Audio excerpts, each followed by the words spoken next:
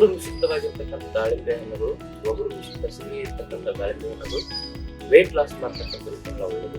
ಇದರಲ್ಲಿರ್ತಕ್ಕಂಥ vitamin K ಅಂಶ ಇದೇನ್ ಮಾಡ್ತಂದ್ರೆ ಕ್ರಿಯಾಶೀಲ ಹೆಣ್ಮಕ್ಳ ಒಂದು ಗರ್ಭಾವಸ್ಥೆಯಲ್ಲಿ ಶಿಶುಗಳು ಆ ಗರ್ಭದಲ್ಲಿ ಚೆನ್ನಾಗಿ ಗ್ರೋತ್ ಆಗ್ಲಿಕ್ಕೆ ಒಲೆಟ್ ಅಂತಕ್ಕಂಥ ಅಂಶ ಬಹಳ ಅತ್ಯಗತ್ಯ.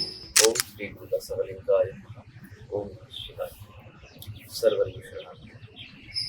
ನಾನು ನಿಮ್ಮ ಯೋಗ ಗುರು ವೈದ್ಯೇಶ್ವರ ಶ್ರೀಗಂಗಾ ಯೋಗ ನಿಸರ್ಗ ಚಿಕಿತ್ಸಕ ಹಾಗೂ ಆಯುರ್ವೇದ ಸಂಶೋಧನಾ ಕೇಂದ್ರ, ಆರೋಗ್ಯ ಮಹಾಮನೆ, ಬೆಂಗಳೂರು, ಹುಬ್ಬಳ್ಳಿ, ಧಾರವಾಡ, ಹತ್ತಿರ, ಮುಲ್ಕಳ್ಳಿ. ತಮ್ಮೆಲ್ಲರಿಗೂ ನಮ್ಮ ಯೂಟ್ಯೂಬ್ ಚಾನಲ್ಗೆ ಭಕ್ತಿಯ ಸ್ವಾಗತ. ಇವತ್ತಿನ ಸಂಚಿಕೆಯಲ್ಲಿ ದಾಳಿಂಬೆ ಹಣ್ಣಿನ ಕುರಿತಾಗಿ ಮಾಹಿತಿಗಳನ್ನು. ದಾಳಿಂಬೆ ಹಣ್ಣಿನಲ್ಲಿ ಪೋಷಕಾಂಶಗಳ ಆಗರವೇ ಇದೆ ಹಾಗೂ ಇದರ ಗುಣಧರ್ಮ ಕೂಡ ಬಹಳ ನಮ್ಮ ನಿರ್ದೋಷ ಪ್ರಕೃತಿ ಇರ್ತಕ್ಕಂಥವ್ರು ಎಲ್ಲರಿಗೂ ಕೂಡ ಸೂಕ್ತವಾಗಿರ್ತಕ್ಕಂಥ ಅಂಶಗಳು ಬಂದಿದ್ದಾವೆ. ಒಂದು ವಾತ ಪ್ರಕೃತಿ ಇರೋದು, ಪಿತ್ತ ಪ್ರಕೃತಿ ಇರೋದು, ಅಥವಾ ಪ್ರಕೃತಿ ಇರೋದು ಯಾರು ಬೇಕಾದರೂ ಕೂಡ ಈ ದಾಳಿಂಬೆ ಹಣ್ಣು ಸೇವಿಸಬಹುದು ಅಂತೇಳಿ ಆಯುರ್ವೇದ ಶಾಸ್ತ್ರದಲ್ಲಿ ಉಲ್ಲೇಖಗಳನ್ನು ಕಾಣಬಹುದು. ಹಾಗಿದ್ರೆ ಇದರಲ್ಲಿರ್ತಕ್ಕಂಥ ಪೋಷಕ ಸತ್ವಗಳೇನು, ಆ ಒಂದು ಪೋಷಕ ಸತ್ವಗಳಿಂದ ಆಗ್ತಕ್ಕಂಥ ಆರೋಗ್ಯದ ಲಾಭಗಳೇನು ಅನ್ನೋದನ್ನ ನಾವು ಸ್ಪಷ್ಟವಾಗಿ ತಿಳ್ಕೊಳ್ಳೋದಾದ್ರೆ ಮೊದಲು ಈ ಗುಣಧರ್ಮವನ್ನು ತಿಳ್ಕೊಳ್ಳೋಣ. ಇದು ರುಚಿಯಲ್ಲಿ ಒಂದು ದಾಳಿಂಬೆ ಹಣ್ಣು ಒಗರು ಮಿಶ್ರಿತವಾಗಿರ್ತಕ್ಕಂಥ ಸಿಹಿ, ಇನ್ನೊಂದು ಕೆಲವೊಂದಿಷ್ಟು ದಾಳಿಂಬೆ ಹಣ್ಣುಗಳು ಹುಳಿ ಮಿಶ್ರಿತವಾಗಿರ್ತಕ್ಕಂಥ ಸಿಹಿ ಇರ್ತವೆ. ಆದರೆ ಪರಿಪೂರ್ಣವಾಗಿ ಸಿಹಿ ಇರ್ತಕ್ಕಂಥ ದಾಳಿಂಬೆ ಹಣ್ಣುಗಳು ಬಹಳ ಶ್ರೇಷ್ಠ ಅಂತ ಹೇಳಿ ಆಯುರ್ವೇದ ಶಾಸ್ತ್ರದಲ್ಲಿ ಹೇಳ್ತಾರೆ. ಹುಳಿ ಮಿಶ್ರಿತವಾಗಿರ್ತಕ್ಕಂಥ ಸಿಹಿ ಇರ್ತಕ್ಕಂಥ ದಾಳಿಂಬೆ ಹಣ್ಣುಗಳು ಹೃದಯದ ಸಮಸ್ಯೆ ಇರ್ತಕ್ಕಂಥದ್ದು ಬಹಳ ಒಳ್ಳೆಯದು. ಒಗರು ಮಿಶ್ರಿತವಾಗಿರ್ತಕ್ಕಂಥ ದಾಳಿಂಬೆ ಹಣ್ಣುಗಳು, ಒಗರು ಮಿಶ್ರಿತ ಸಿಹಿ ಇರ್ತಕ್ಕಂಥ ದಾಳಿಂಬೆ ಹಣ್ಣುಗಳು ವೇಟ್ ಲಾಸ್ ಮಾಡ್ತಕ್ಕಂಥದ್ದು ಬಹಳ ಒಳ್ಳೆಯದು.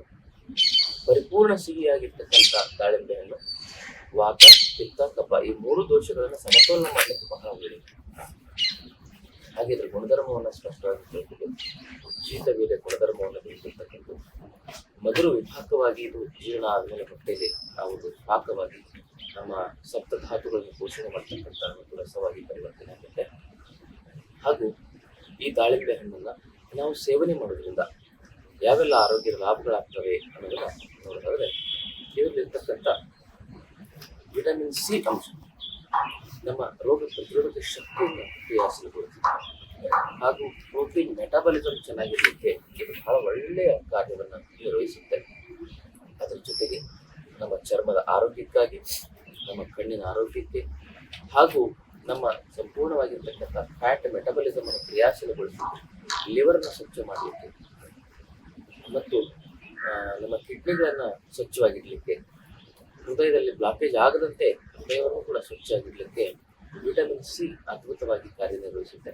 ಅಂತ ವಿಟಮಿನ್ ಸಿ ಇದರಲ್ಲಿರೋದ್ರಿಂದ ನಮ್ಮಲ್ಲಿ ಇಂಥ ಎಲ್ಲ ಲಾಭಗಳು ಹಾಗೂ ಇದರಲ್ಲಿರ್ತಕ್ಕಂಥ ವಿಟಮಿನ್ ಕೆ ಅಂಶ, ವಿಟಮಿನ್ ಕೆ ಅಂಶ ಸಂಪೂರ್ಣವಾಗಿ ನಮ್ಮ ಶರೀರದಲ್ಲಿ ಚರ್ಮದ ಆರೋಗ್ಯವನ್ನು ಹಾಗೂ ನಮ್ಮ ಇನ್ವ್ಯಾಲೆಂಟಿ ಆರ್ಗನ್ಸ್ಗಳ ಫಂಕ್ಷನ್ಸ್ಗಳನ್ನು, ಸೆಲ್ಸ್ ಎನರ್ಜಿಯನ್ನು ಇದೇನು ಮಾಡ್ತಂದ್ರೆ ಕ್ರಿಯಾಶೀಲವಾಗಿ. ಹಾಗಾಗಿ ಮನುಷ್ಯನ ಶರೀರದಲ್ಲಿ ಯಾವುದೇ ರೀತಿಯಾಗಿರ್ತಕ್ಕಂಥ ಆ ಒಂದು ನಿಶಕ್ತಿ, ಆಯಾಸ ಆಗದಂತೆ ವಿಟಮಿನ್ ಕೆ ಕೂಡ ನಮಗೆ ಒಳ್ಳೆಯ ಒಂದು ಶಕ್ತಿ ಇರ್ತದೆ. ಮತ್ತು ಇದರಲ್ಲಿರ್ತಕ್ಕಂಥ ವಿಟಮಿನ್ B6 ಮತ್ತು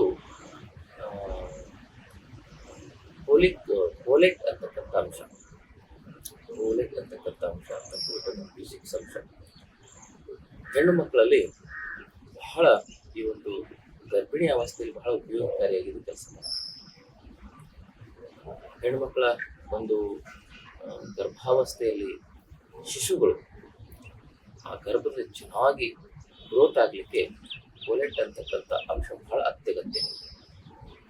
ಭ್ರೂಣ ಚೆನ್ನಾಗಿ ಬೆಳೀಲಿಕ್ಕೆ ಆ ಒಂದು ಅಂಶ ಈ ದಾಳಿಂಬೆ ಹಣ್ಣಿನಲ್ಲಿರ್ತಕ್ಕಂಥ ಗರ್ಭಿಣಿ ಅವಸ್ಥೆಯಲ್ಲಿ ಗರ್ಭಿಣಿ ಸ್ತ್ರೀಯರು ಇದನ್ನ ದಿನಕ್ಕೊಂದು ದಾಳಿಂಬೆ ಬಹಳ ಒಳ್ಳೆಯದು.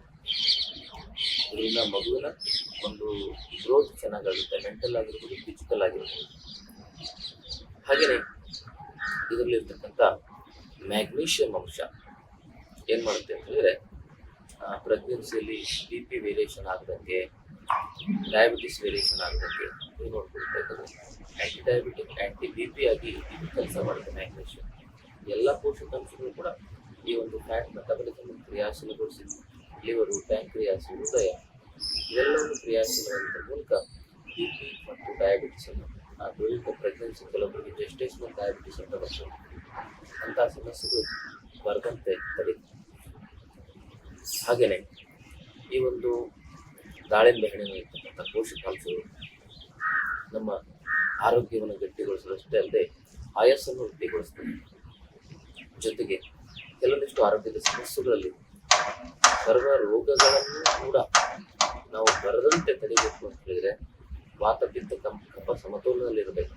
ಆ ವಾತ ಪಿತ್ತ ಕಫ ಸಮತೋಲನದಲ್ಲಿ ಇರ್ಲಿಕ್ಕಾಗಿ ದಾಳಿಂಬೆ ಹಣ್ಣು ಕೂಡ ಒಂದು ಒಳ್ಳೆಯ ಪ್ರಯೋಗ ಅಂತ ಹೇಳ್ಬೋದು. ಅದಕ್ಕಾಗಿ ಸೀಸನಲ್ಲಿ ಬರ್ತಕ್ಕಂಥ ದಾಳಿಂಬೆ ಹಣ್ಣನ್ನು ದಿನಕ್ಕೆ 1 ಅಥವಾ 2 ಸೇವನೆ ಮಾಡೋದ್ರಿಂದ ನಮ್ಮ ಜೀರ್ಣಾಂಗ ವ್ಯವಸ್ಥೆ ಚೆನ್ನಾಗಿರುತ್ತೆ. ಗ್ಯಾಸ್ಟ್ರಿಕ್, ಅಸಿಡಿಟಿ, ಮಲಬದ್ಧತೆ ಸಮಸ್ಯೆಯಿಂದ ನಾವು ದೂರ ಆಗ್ಬೋದು. ಕ್ಯಾಲ್ಸಿಯಂ ಕೊರತೆಯನ್ನು ನಾವು ಬರದಂತೆ ತಡಿಬೋದು. ಹಾಗೆಯೇ ನಮ್ಮಲ್ಲಿ ಈ ಆಟೋ ಇಮ್ಯೂನ್ ಡಿಸೀಸ್ಗಳು ಬರ್ತವೆ. ಅಂಥ ಆಟೋ ಇಮ್ಯೂನ್ ಡಿಸೀಸ್ಗಳನ್ನು ಕೂಡ ಬರದಂತೆ ತಡಿಬೋದು. ಮಕ್ಕಳಲ್ಲಿ ಈ ಒಂದು ಕೆಮ್ಮು, ಕಫ, ಅಲರ್ಜಿ ಇರ್ತಕ್ಕಂಥವ್ರು ಅಂಥವ್ರು ಏನು ಮಾಡ್ತಾರೆ, ಬೇಸಿಗೆ ಕಾಲದಲ್ಲಿ ದಾಳಿಂಬೆ ಹಣ್ಣನ್ನು ಮಕ್ಕಳಿಗೆ ಕೊಡಬೇಕು. ಚಳಿಗಾಲ, ಮಳೆಗಾಲದಲ್ಲಿ ಕೆಲವು ಸಂದರ್ಭದಲ್ಲಿ ಕಫ ವೃದ್ಧಿಯನ್ನು ಮಾಡ್ತಕ್ಕಂಥದ್ದು ಕೆಲವು ಸನ್ನಿವೇಶಗಳಿರ್ತವೆ. ಅದಕ್ಕೆ ಮಕ್ಕಳಿಗೆ ಕೊಡಬೇಕಂತ ತುಂಬ ಕೆಮ್ಮು, ಕಫ, ಕೋಲ್ಡ್ ಅಲರ್ಜಿ ಇರೋ ಮಕ್ಕಳಿಗೆ ಸಾಮಾನ್ಯವಾಗಿ ಆ ಥರ ಇಲ್ಲ ನೀವು ಕೊಡ್ಬೋದು ಮಧ್ಯಾಹ್ನ ಸಂದರ್ಭದಲ್ಲಿ. ಹೀಗೆ ಮಕ್ಕಳಿಗೆ ಒಂದು ಸರಿಯಾದ ಒಂದು ಪ್ರಕೃತಿ ಹೊಂದಿಕೊಳ್ಳುವ ಹಾಗೆ ನಾವು ಕೊಡ್ತಕ್ಕಂಥದ್ದು ಕೂಡ ಬಹಳ ಮುಖ್ಯ. ಇನ್ನು ಇದರ ಪ್ರಯೋಗ, ಅದರ ಸಿಪ್ಪೆಯನ್ನು ಕೂಡ ಹಲವಾರು ರೀತಿಯ ಪ್ರಯೋಗ ಮಾಡ್ಬೋದು. ಸಿಪ್ಪೆಯನ್ನು ತಲೆಗೆ, ಈ ಬಾಂಡ್ಲಿ ತಲೆ ಇರ್ತದೆ ನೋಡಿ, ಆ ತಲೆಗೆ ಚೆನ್ನಾಗಿ ಉಜ್ಜಿ ಆಮೇಲೆ ಒಂದು ಸ್ವಲ್ಪ ಒಳ್ಳೆ ಹೇರ್ ಆಯಿಲ್ ನಾವು ಅಪ್ಲೈ ಮಾಡೋದ್ರಿಂದ ತಲೆ ಕೂದಲು ಚೆನ್ನಾಗಿ ಬರ್ತದೆ. ಭಾಳ ಅದ್ಭುತವಾಗಿರ್ತಕ್ಕಂಥ ಒಂದು ಪರಿಹಾರ ಬಾಂಡ್ಲಿ ತಲೆಗೆ. ಆ ಸಿಪ್ಪೆ ಉಜ್ಜಿದ್ರೆ ಸಾಕು, ಮತ್ತೆ ಹೇರ್ ವೀಕ್ ಗೊತ್ತಾಗುತ್ತೆ ಬಾಂಡ್ಲಿ ತಲೆ. ಮತ್ತು ಅದ್ರ ಬೀಜ ಇರ್ತಲ್ಲ, ದಾಳಿಂಬೆ ಬೀಜ ಸುಲಿದು ಅದನ್ನು ಬಿಸ್ಕಿದ್ರೆ ಒಳಗಿರೋ ಬಿಳಿ ಬೀಜ ಬೇರೆ ಮತ್ತು ಮೇಲಿರೋ ರಸ ಬೇರೆ ಆಗ್ತದೆ. ಆ ರಸವನ್ನು ಸೇರಿಸಿ ಆ ಬಿಳಿ ಬೀಜ ಇರ್ತಲ್ಲ, ಆ ಬಿಳಿ ಬೀಜವನ್ನು 1 ಮುಷ್ಟಿ 2 ಗ್ಲಾಸ್ ನೀರಿನಲ್ಲಿ ಕುದಿಸಿ 1 ಗ್ಲಾಸ್ ನೀರು ಬೆಳಗ್ಗೆ ಖಾಲಿ ಹೊಟ್ಟೆಯಲ್ಲಿ ಕುಡಿದ್ರೆ ಕಾರ್ನರಿ ಆರ್ಟರಿ ಬ್ಲಾಕೇಜ್, ಹಾರ್ಟಲ್ಲಿ ಆಗಿರ್ತಕ್ಕಂಥ ಬ್ಲಾಕೇಜ್ ವಿಸ್ಮಯಕಾರಿಯಾಗಿ ರಿವರ್ಸ್ ಆಗುತ್ತೆ. ವಿಸ್ಮಯಕಾರಿಯಾಗಿ ರಿವರ್ಸ್ ಆಗುತ್ತೆ. ಅದ್ಭುತವಾಗಿ ನಾವು ಇದು ನೋಡಿದರೆ ಬೆಳಗ್ಗೆ ಕಷಾಯ ಕುಡಿದು ಸಂಜೆ ಒಂದು 4-5 ಕಾಳುಮೆಣಸು, 1 ವೀಳ್ಯದೆಲೆ, 1 ಇಂಚು ಶುಂಠಿ, ಆಮೇಲೆ 1 ಚಮಚ ಅರಿಶಿನ ಉಪ್ಪು, ಆಮೇಲೆ 1 ನಿಂಬೆಹಣ್ಣಿನ ರಸ, ಅರ್ಧ ಚಮಚ ಚಕ್ಕೆ ಪೌಡ್ರು ಇವೆಲ್ಲವನ್ನು ಹಾಕಿ 2 ಗ್ಲಾಸ್ ನೀರನ್ನು ಕುದಿಸಿ ಅದನ್ನ ಅರ್ಧ ಗ್ಲಾಸಿಗೆ ರೆಡ್ಯೂಸ್ ಮಾಡಿ ಕರಗಿಸಿ ಅದನ್ನು ಶೋಧಿಸಿ ರಾತ್ರಿ ಆ ಊಟ ಆದಮೇಲೆ ಸೇವನೆ ಮಾಡಬೇಕು. ಬೆಳಗ್ಗೆ ದಾಳಿಂಬೆಯ ಬೀಜದ ಕಷಾಯ, ರಾತ್ರಿ ಈ 2 ಕಾಂಬಿನೇಷನ್ ಸೇವನೆ ಮಾಡೋದ್ರಿಂದ ಅದ್ಭುತವಾಗಿ ಹಾರ್ಟ್ ಬ್ಲಾಕ್ ಗುಣ. ಹಾಗೆ ಆದ್ಮೇಲೆ ದಾಳಿಂಬೆ ಹಣ್ಣು ಅಂತಕ್ಕಂಥದ್ದು ಪ್ರಕೃತಿಯ ಒಂದು ಸಂಜೀವಿನಿ ಅಂತ ನಾವು ತಿಳ್ಕೋಬೇಕು. ಯಾಕಂದರೆ ಈ ದಾಳಿಂಬೆ ಹಣ್ಣು ವಾತ, ಪಿತ್ತ, ಕಫ ಪ್ರಕೃತಿ ಇರ್ತಕ್ಕಂಥ ಮೂರು ಜನರಿಗೂ ಕೂಡ ಉಪಯೋಗಕಾರಿಯಾಗುತ್ತೆ. ಕೆಲವೊಂದು ಆಹಾರಗಳು ವಾತ ಪ್ರಕೃತಿಯವರಿಗೆ, ಪಿತ್ತ ಪ್ರಕೃತಿಯವರಿಗೆ, ಕಫ ಪ್ರಕೃತಿಯವರಿಗೆ ಹೊಂದ್ಕೊಳ್ಳೋದಿಲ್ಲ. ಅದಕ್ಕಾಗಿ ತ್ರಿದೋಷ ಪ್ರಕೃತಿ ಯಾರು ಬೇಕಾದರೂ ಇದನ್ನು ಸೇವನೆ ಮಾಡುವುದಾಗಿರೋದ್ರಿಂದ ನಿರಗ್ನವಾಗಿ ನಿಶ್ಚಿಂತೆಯಿಂದ ಈ ಒಂದು ಹಣ್ಣನ್ನು ಸೀಸನ್ ವೈಸ್ ಸೇವನೆ ಮಾಡಬಹುದು. ಆರೋಗ್ಯದ ಲಾಭ ಪಡ್ಕೊಳ್ಬಹುದು ಅಂತಕ್ಕಂಥ ಹೇಳ್ತಾ ಈ ದಿನದ ಸಂಚಿಕೆಯನ್ನು ಮುಗಿಸ್ತೇವೆ. ಇದು ಮೆದುಳನ್ನು ಕೂಡ ಶುರು ಮಾಡಲಿಕ್ಕೆ ಬಹಳ ಒಳ್ಳೆಯ ಶಕ್ತಿಯನ್ನು ಕೊಡ್ತದೆ. IQ, SQ ಲೆವೆಲನ್ನು ಕ್ರಿಯಾಶೀಲಗೊಳಿಸಿ ಜ್ಞಾಪಕ ಶಕ್ತಿ, ಏಕಾಗ್ರತೆ ಶಕ್ತಿಯನ್ನು ವೃದ್ಧಿಸಿ ಮಾನಸಿಕ ಸಮಸ್ಯೆಗಳನ್ನು ಬರದಂತೆ ತಡೆಯುತ್ತದೆ. ಟೆನ್ಷನ್, ಸ್ಟ್ರೆಸ್, ಎಂಸೈಟಿ ಹಾಗೂ ನಿದ್ರಾಹೀನತೆ ಸಮಸ್ಯೆಗೆ ಕೂಡ ಒಳ್ಳೆಯ ಪರಿಹಾರ ಅಂತಕ್ಕಂಥ ಮಾತನ್ನು ಹೇಳ್ತಾ ಆದ್ಮೇಲೆ ಇದನ್ನು ಸೇವನೆ ಮಾಡೋದು ಬೆಳಗ್ಗೆ ಖಾಲಿ ಹೊಟ್ಟೆ ಸೇವನೆ ಮಾಡೋದು ಭಾಳ ಒಳ್ಳೆಯದು. ಸಂಜೆ ಕೂಡ ಆಹಾರಕ್ಕಿಂತ ಒಂದು ಅರ್ಧ ಗಂಟೆ ಸೇವನೆ ಮಾಡೋದು ಬಹಳ ಒಳ್ಳೆಯದು. ಮಕ್ಕಳಿದ್ರೆ ಮಧ್ಯಾಹ್ನದ ಸಮಯದಲ್ಲಿ ಕೂಡ ಬಹಳ ಒಳ್ಳೆಯದು. ಮಕ್ಕಳು ಕಫ ಪ್ರಕೃತಿ ಇರ್ತಾರೆ. ಅದಕ್ಕಾಗಿ ಮಕ್ಕಳಿಗೆ ಯಾವುದೇ ಹಣ್ಣು ಕೊಡಿ, ಮಕ್ಕಳನ್ನು ಕೊಟ್ಟರೆ ಅದು ಬಹಳ ಒಳ್ಳೆಯದು ಅಂತಕ್ಕಂಥ ಮಾತನ್ನು ಈ ವಿಚಾರಗಳು ಶೇರ್ ಮಾಡಿ ಜೊತೆಗೆ ತಾವೆಲ್ಲ ಚಾನಲ್ ಸಬ್ಸ್ಕ್ರೈಬ್ ಮಾಡ್ಕೊಂಡಿದ್ರೆ ದಯವಿಟ್ಟು ಸಬ್ಸ್ಕ್ರೈಬ್ ಮಾಡ್ಕೊಳ್ಳಿ.